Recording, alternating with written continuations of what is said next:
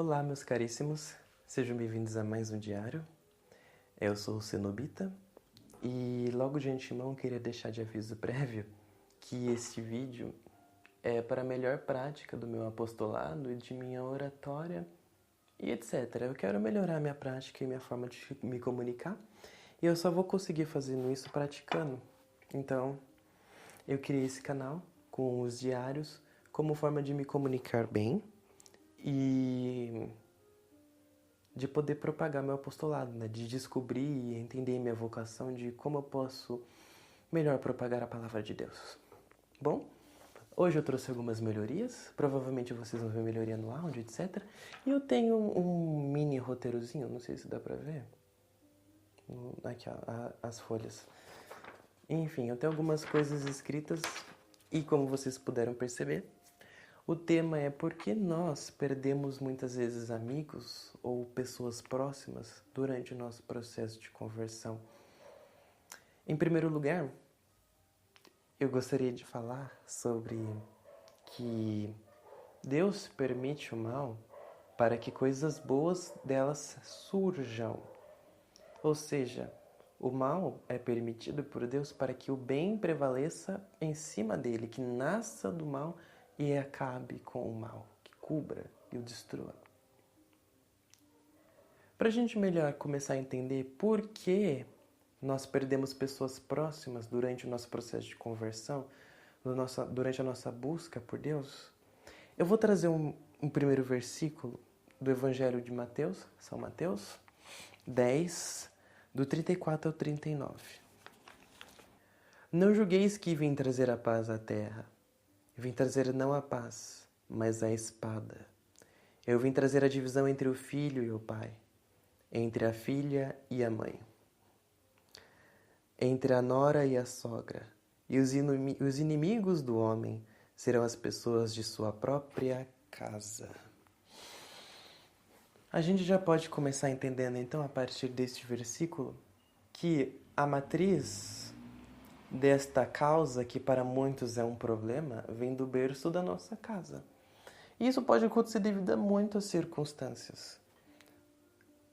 E é por razão lógica que isso não acontece só por causa de famílias que, por exemplo, são separadas, que são de pensamentos ou de vertentes cristãs diferentes. Isso também acontece com famílias que são unidas perante a mesma fé, que professam as mesmas causas, o mesmo batismo e observam os mesmos mandamentos. Mas isso é uma questão muito específica que a gente vai entender no decorrer do vídeo. Enfim, percebemos que, em primeiro lugar, a matriz de todo este centro desta causa é o berço familiar. Está propriamente escrito: os inimigos do homem serão as pessoas de sua própria casa. Ou seja, dentro da nossa própria casa é onde começa toda a raiz deste abandono. E é dentro da nossa casa, provavelmente pelos nossos pais, pelos nossos tios, ou até mesmo os nossos irmãos, sobrinhos, primos, etc. Eles vão começar a observar a nossa conversão. Muitas vezes não concordam com as nossas práticas, com as nossas observâncias. Ou aqueles que professam a mesma fé, né? Que são católicos e são cristãos de verdade, como os católicos nós somos, católicos romanos, ortodoxos, etc.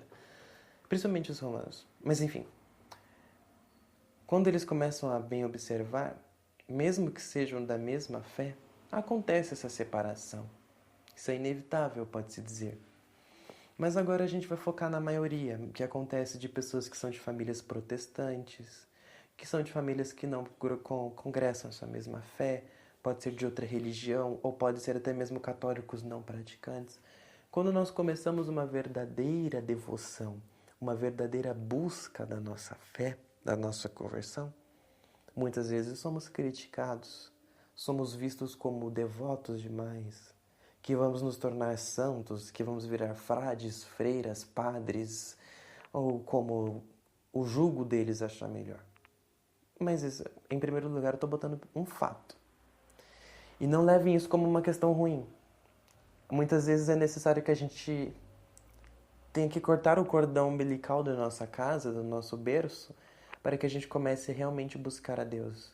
Às vezes a gente pode acabar ficando muito preso na nossa família e talvez seja necessário que a gente tenha que sair, não sair e abandonar, mas a gente tem que se separar, se exilar, como Jesus às vezes saía para orar sozinho.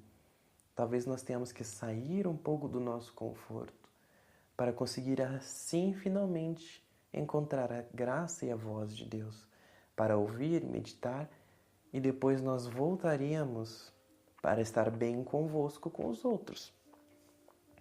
Mas essas são situações. O que é uma verdade absoluta aqui é que os nossos primeiros inimigos serão os nossos parentes. Isso é um fato. Pode acontecer, pode não acontecer. Isso depende da providência de Deus. Agora, vamos continuar para o segundo fato. Já entendemos que começa na nossa família. Pode começar na nossa família, mas principalmente chega lá. Principalmente acontece lá. Vamos agora ver por que geralmente somos abandonados pela família, pelos amigos ou por nossas pessoas queridas. 2 Timóteo 4, do 10 ao 11. Leamos juntos. Demas me abandonou por amor às coisas do século presente, e se foi para Tessalônica Crescente, para a Galácia, Tito para a Damácia. Só Lucas está comigo. Então a gente já começa a perceber a partir daqui que muitas vezes nós perdemos pessoas próximas porque elas são apaixonadas nas coisas deste mundo. É isso que aqui está sendo enfatizado. Quando nós começamos a nossa conversão, é lógico que a gente está começando uma conversão para se aproximar de Deus. Porém, é como Jesus falava, o meu reino não é deste mundo. Ou seja, nós, quando queremos nos aproximar de Deus, queremos chegar perto do reino dele. E o reino dele não é deste mundo. Então, temos que nos abandonar aos prazeres ou às coisas do mundo deste século. E é isso que muitas vezes faz com que as pessoas se afastem de nós. Como está escrito aqui, Demas me abandonou por amor às coisas do século. Nós não conseguimos amar as coisas do século e amar a Deus ao mesmo tempo. Isso seria enganar a nós mesmos. Isso é um fato. A gente não consegue, por exemplo, viver num vício de algo ou de alguma coisa e depois... Vamos dar um exemplo muito mais sujo. A gente não pode ficar por aí fofocando e falando da vida das pessoas e depois ir rezar na missa. Acho que deu para pegar assim, de uma forma bem resumidona. A gente não consegue ficar por aí fazendo um monte de falácia, omitindo o pecado e mentindo por aí, e depois estar lá rezando e pedindo perdão para Deus. Deus perdoa verdadeiramente que é a pessoa que está arrependida não quer pecar novamente. É isso. Esse é o primeiro passo. A gente tem que abandonar as nossas vontades, abandonar os nossos prazeres, os nossos gostos deste século, deste mundo, ou como for. O nosso mundo como cristão não é esse. Agora não é mais esse. Então, a gente tem que ter essa boa observância. Se você está passando por um procedimento de conversão, você está percebendo que sua conversão é eficaz quando você percebe que não está mais apaixonado por esse mundo. E há quem diga que tem como adaptar. A gente não tem como ficar no meio termo. Tem uma comparação muito legal que eu já ouvi falar de um padre, arauto, que havia uma pessoa que ficava em cima de um muro e de um lado do muro ficavam os anjos falando, vem para esse lado, vem para cá, desça do muro, fique conosco. E do outro lado ficavam os demônios, mas eles não faziam nada para chamar a atenção da pessoa que estava em cima do muro. E aí, em questionamento, né? Não sei se a pessoa que estava em cima do muro, um anjo perguntou para o demônio e falou, por que vocês não estão chamando a atenção da pessoa que está em cima do muro? O demônio respondeu, porque esse muro já é nosso. Quem construiu o muro foi eles. Ou seja, a pessoa que estava em cima do muro, estava em cima do muro que os demônios construíram. Ou seja, ficar no meio termo é a mesma coisa que ficar em cima do muro que o demônio construiu para você ficar lá paradinho, admirando. enquanto os anjos estão te chamando para o lugar mais seguro, para o lugar mais correto. Mas isso daí já está virando um chicotado sermão. As pessoas muitas vezes se afastam de nós porque elas são apegadas às coisas do mundo, do século. E quando elas começam a perceber que você está começando a largar essas vontades, que você está começando a viver uma vida muito diferente, elas vão olhar para você e não vão ver mais interesse em você. Porque elas vão perceber que você não tem mais o que convém a ela. A pessoa vai olhar para você e falar, não tem como eu conversar com você sobre essas coisas porque você não gosta mais disso. Não tem como eu te chamar por uma balada porque você não vai mais para ela. Não tem como eu falar para você das 500 pessoas que eu pego por noite porque você não gosta dessas coisas. Isso é um exemplo. E uso um exemplo muito fraco. Mas, resumidamente, é isso. As pessoas que são apaixonadas pelas coisas do século, pelas coisas deste mundo, vão embora.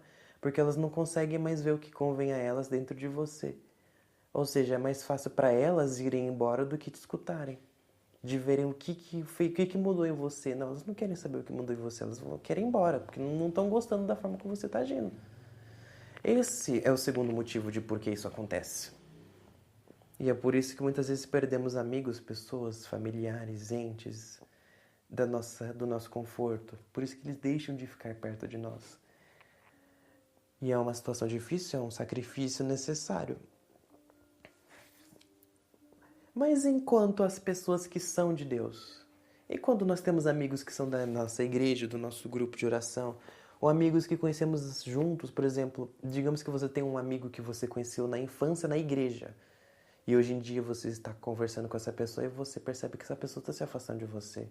Ou você fez um amigo no grupo de jovens, essa pessoa estava legal, aí você começou a se converter por causa do grupo de jovens, mas essa pessoa está se afastando de você pela forma como você está mudando.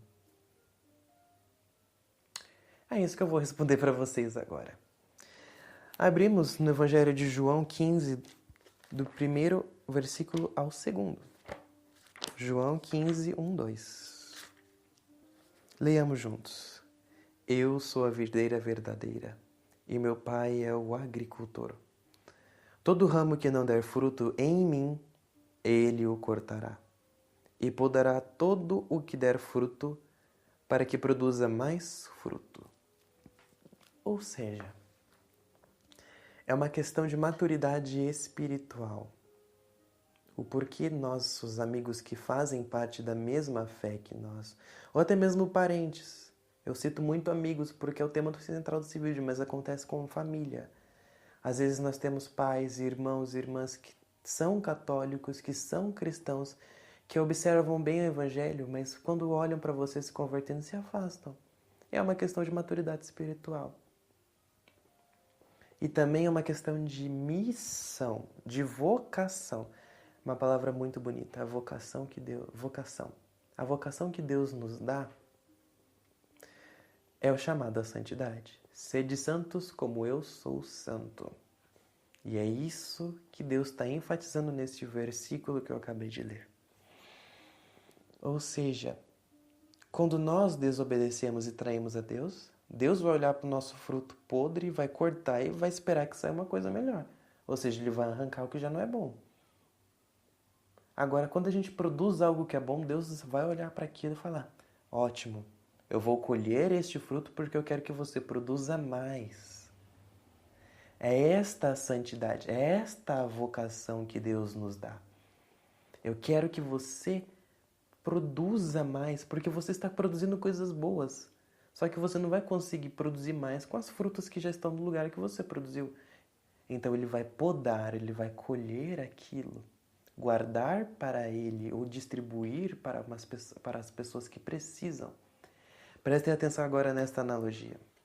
Uma analogia simples e não é digna de honra minha.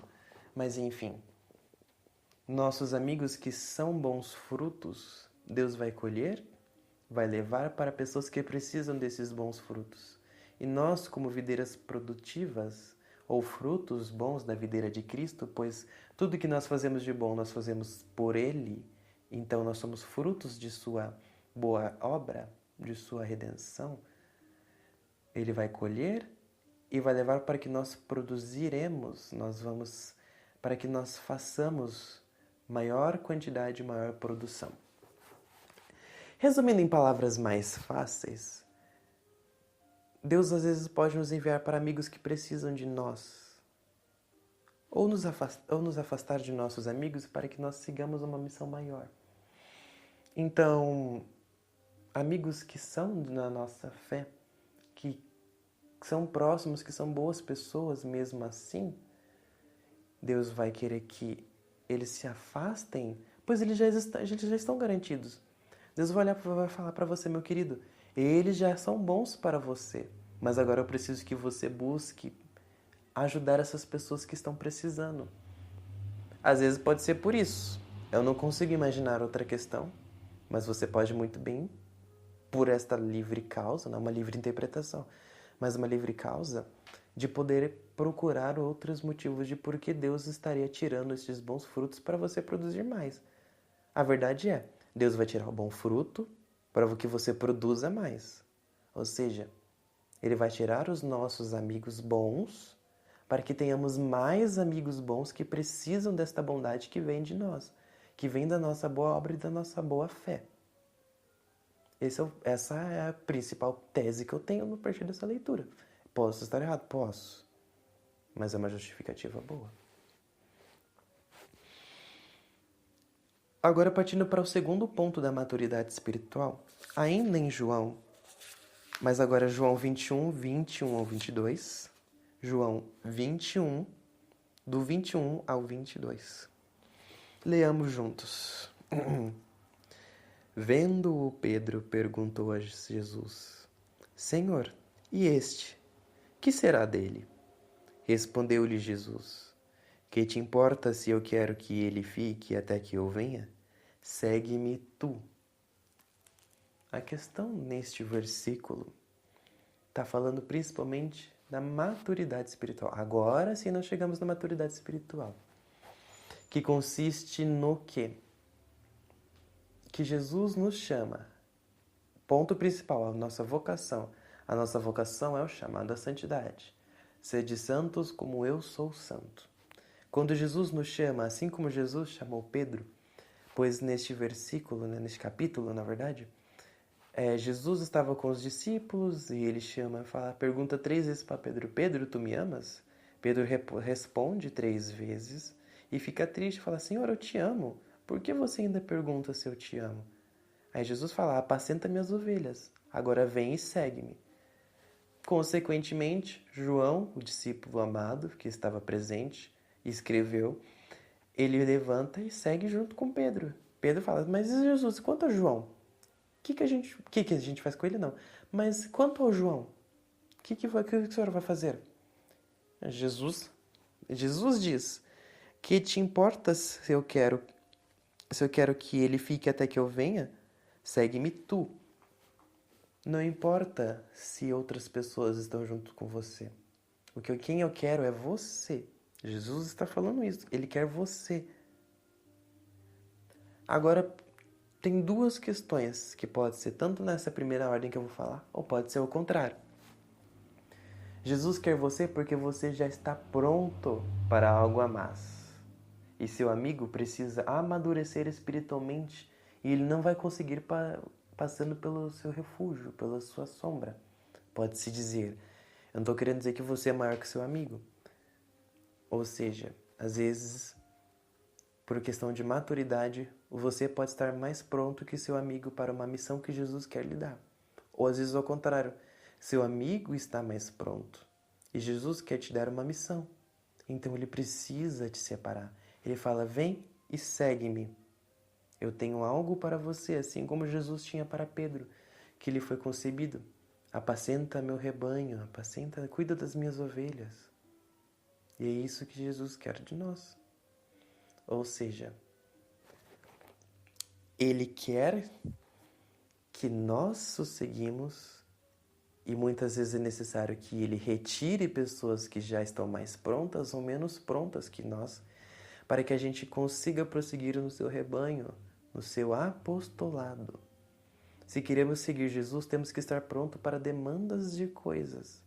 E se Jesus quer que nós levantamos e seguimos e façamos o que Ele quer, a gente tem que estar pronto. Se a gente não está pronto, Ele vai ter que tirar para que a gente se torne pronto.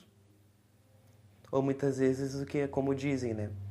Se você não aceita o chamado de Deus, Deus vai arranjar alguém que tenha. Então, essa é a questão de maturidade espiritual. Já temos 2 motivos muito plausíveis. O segundo, né, que eu acabei de citar, é a questão de maturidade espiritual. E a primeira é por questão de desejos e vontades da santidade. Queremos viver o mundo de Deus, o mundo santo. E às vezes as pessoas que nós estamos juntos não querem. Ambas dessas 2 coisas, dessas 2 situações, elas circulam no desejo da vontade de Deus. Ou seja, se você quer ser santo, se você quer se converter, você segue a vontade de Deus. Automaticamente, seguindo a vontade de Deus, você larga as coisas deste mundo, as coisas ruins. Largando as coisas ruins, você perde pessoas ruins. Pessoas que não conseguem abandonar o mundo. Mas a gente também perde pessoas boas. Porque geralmente essas pessoas boas já estão prontas, têm questões de maturidade espiritual maiores ou menores que você, e Jesus precisa de você para outra causa. Então é a partir disso. Jesus cuida de nós individualmente. E quando Ele precisa de nós coletivamente, Ele nos chama coletivamente. Ou seja, essas percas não são percas. E é por isso que eu estou enfatizando no título. Talvez no título, ou talvez não. Mas Jesus não faz com que percamos amigos, mas a gente se afaste deles. Para o bem maior. Lembre-se que eu falei no início do vídeo. Deus permite o mal para que surja um bem maior perante a Ele. Para que a gente derrote o mal com um bem maior que surgiu dentro de nós. Em resumo, são esses 2 primeiros tópicos importantes que já nos ajudam a entender por que nós perdemos amigos durante a nossa conversão. Agora eu vou fazer algumas citações de 3 santos que passaram pela mesma situação. Nós não somos os únicos, nós não estamos sozinhos nestas causas de santidade. Se assim como Jesus disse, sede santos como eu sou santo, os santos também passaram pelas mesmas tribulações, pelos mesmos desafios que nós estamos passando aqui. Veja bem, Santa Teresa d'Ávila sofreu quando as religiosas próximas se afastaram dela. São João da Cruz foi preso por outros religiosos. São Francisco foi afastado pelos seus próprios irmãos espirituais. Esses 3 exemplos eu não tenho a confirmação concreta deles, principalmente de São Francisco, pois algumas pessoas debatem que isso foi um mito. Mas isso não importa agora. A questão é que é normal nós passarmos por essa situação, esse afastamento. Até os santos passaram. Ou seja, nós às vezes precisamos perder estes amigos. Na verdade, às vezes não. Por escolha de Deus, precisamos perder certas amizades, se afastar delas para um bem maior. Este bem maior é pela causa e o compromisso que você aceitou. Se você está querendo se converter, se você está querendo seguir a Cristo, você tem que tomar a cruz de Cristo, seguir as dores de Cristo e ter as perdas que Cristo teve para nos salvar.